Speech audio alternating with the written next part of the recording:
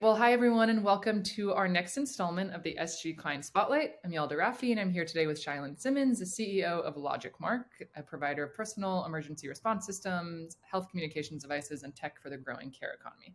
Chia-Lin, thanks so much for joining us today. Thanks for inviting me. Yeah.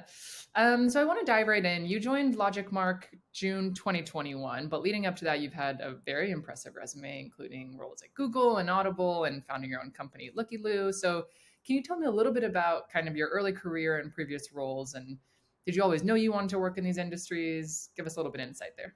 Sure. I think I happen to be one of those fortunate people who actually studied the internet as an undergraduate in the early days. And so I actually remember seeing the Mosaic browser launched in 1993 and said, I don't know what that is, this internet thing, but I want to do that. And have been quite fortunate when I graduated to actually have worked in the industry since 95 and have always been working on products that I would say is on a cusp of mass, consumer adoption. And so, fairly early days around, internet downloads, fairly early around, mobile phones and so forth. And it's been such an amazing ride. So I've been very fortunate. Great. And so tell me a little bit about what it was like starting and, building and launching your own company. Wow. So you really find newfound respect for founders. I think it's one thing to be part of a founding team, but, being the CEO means that you really spend your time worrying about whether or not you're going to make payroll, and a lot of those things really plague you in a way that's really different. And especially for a lot of people when you're doing early stage, you know, uh, founding of a company, it's that understanding of what you really love to do is to build great technology. For a lot of us, this is what drives us. But really, what you do, the bulk of your time is fundraising, which is also the part that probably most of us don't like to do as much of.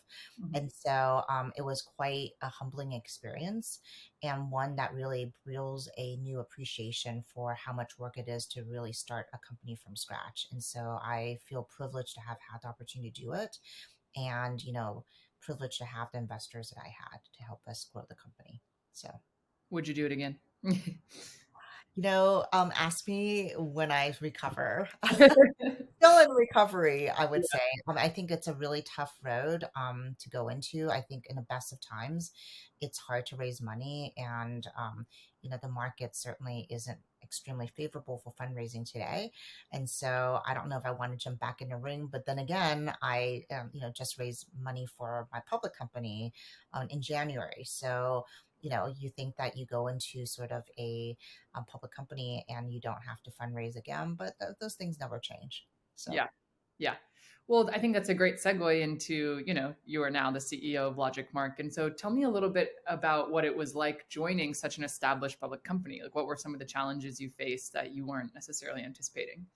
sure. The company had been public since 2013, but the reality is that I was hired in June of 2021 to be the pivot CEO. By the time that I joined, the company was definitely in distress.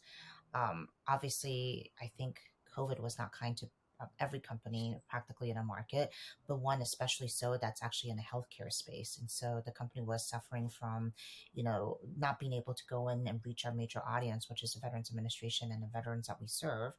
But most importantly, from a guidance perspective, had not been building new technology for quite a while. And so there was definitively challenges. I will say that, if things were easy, you don't typically get brought in as a pivot CEO. And so I think by the time we joined, there was, you know, uh, money needed to be raised. We were looking at potential delisting. In a world that we live in today with Robinhood shareholders and a lot of retail investors, there's a lot of people to sort of marshal as you sort of take on a new, pivoted public company. And so that's definitely a lot more work. And certainly, to be honest, quite a lot more work than one would expect coming out of a venture-backed company. Right. Mhm, So, mhm. and you really serve multiple masters, not just your venture capitalists and your Yeah. customers. So a lot of work to had been done the past few years for you. So how has that kind of trajectory been? Are you feeling a little bit more settled in the role? There's obviously a lot of great things on the horizon that we're excited to work with you on and help announce. Yeah, so that's a really great question. Yeah, so obviously we were not delisted. We did marshal and raise several, double-digit multiple millions in the last year and not quite 2 years yet at the company.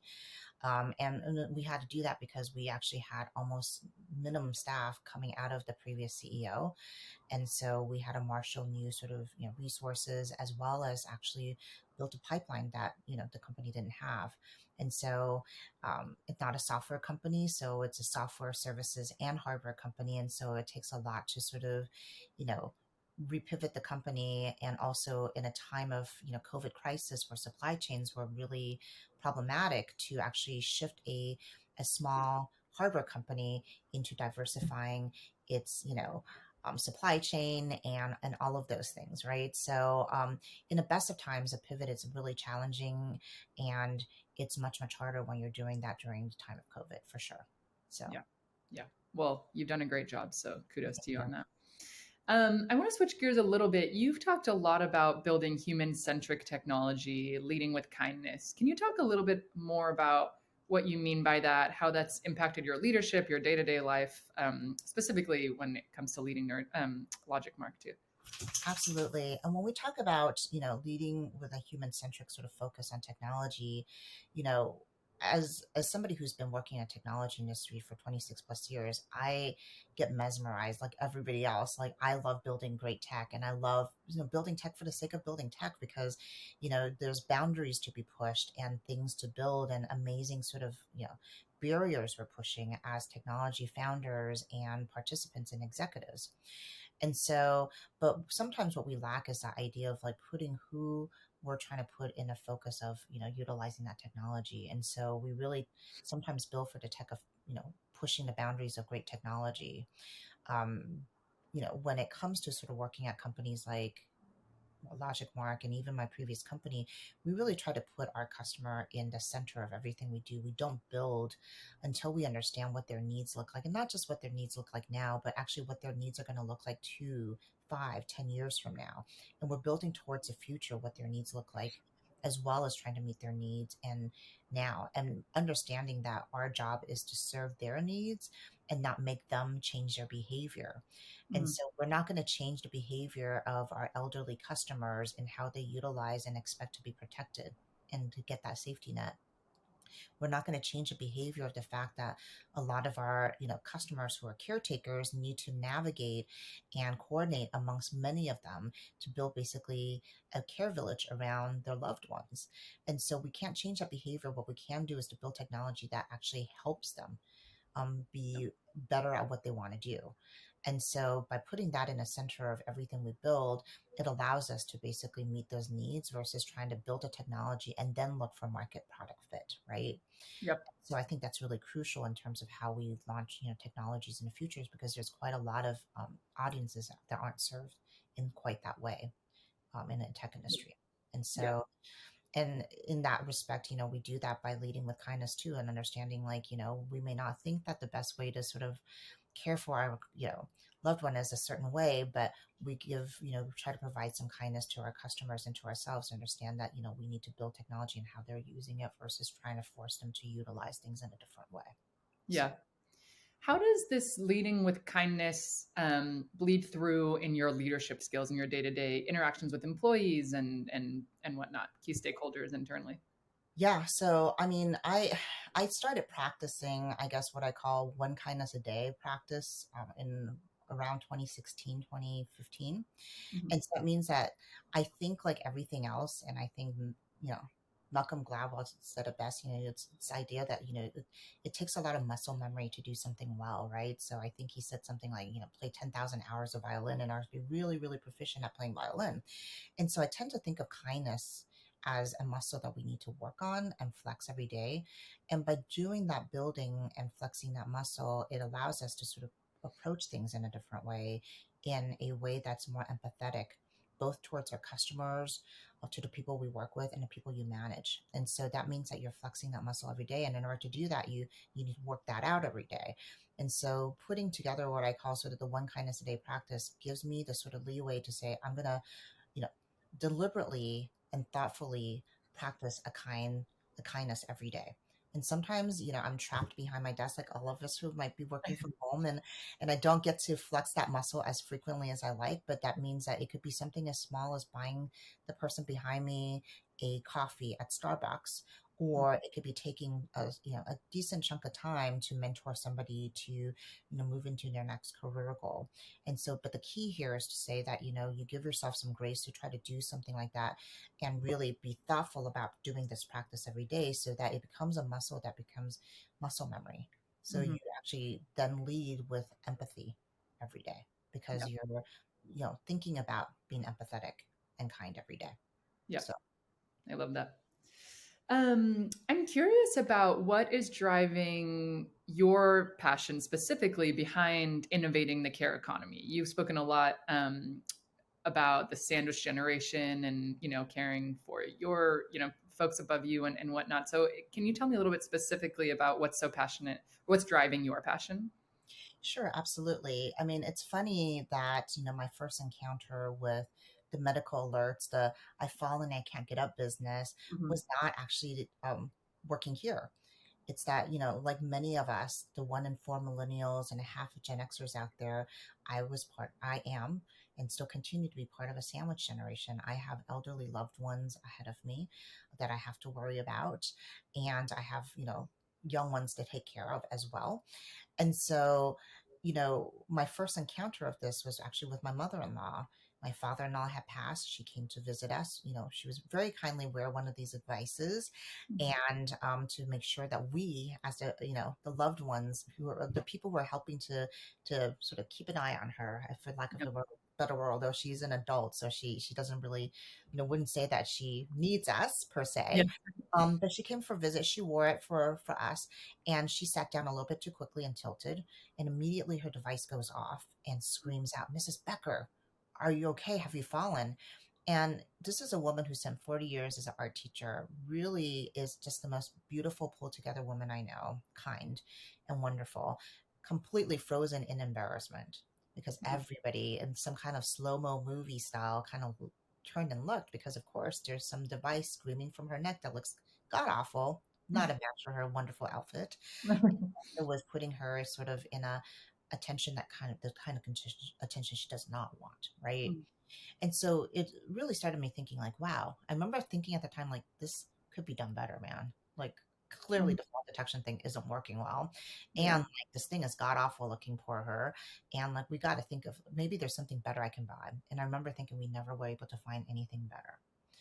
And so come 2021, the opportunity came and I thought, what are the challenges that I've been facing that many of us who don't always live near our loved ones are facing? And what is the challenge that we're sort of looking at in terms of providing all of the people we love, both sort of the top of the bread slice and the bottom of the bread slice, where people want to live independently, but may need a little security net to allow them to sort of take a bit of a stumble and still feel safe and secure Yeah. and taken care of without feeling like we're constantly hovering.